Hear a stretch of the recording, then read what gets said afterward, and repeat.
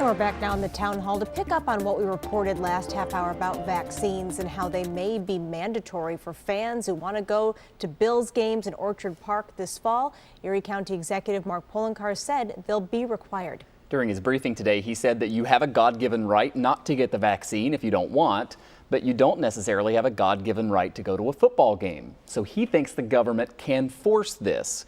Well, just a short time ago, we talked with constitutional expert and local defense attorney Paul Cambria. He seemed to suggest the jury is still out on this one. We've got a little related history, and that is compulsory vaccinations of schools, where the courts have consistently said, we don't care about your religious proclivities. The benefit to the people as a whole outweighs that, so you can do it. So that's one thing kind of in their favor. On the other hand, there's what they call the substantive due process clause, and that protects liberty. And so now the question is there a fundamental right to be entertained by legal expression, if you will, which is a game?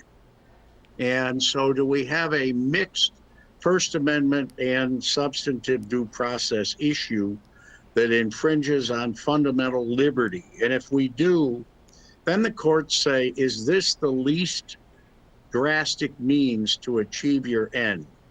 And the answer to that might be no. You can get a rapid test or something, at the stadium, and may very well order the government to provide it.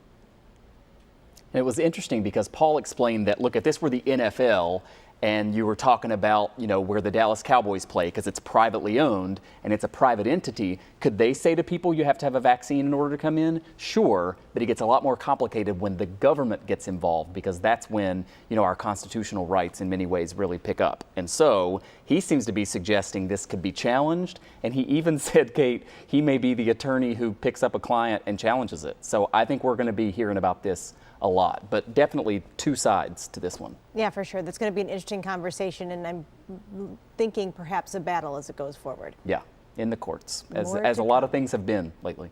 Yeah, more to come.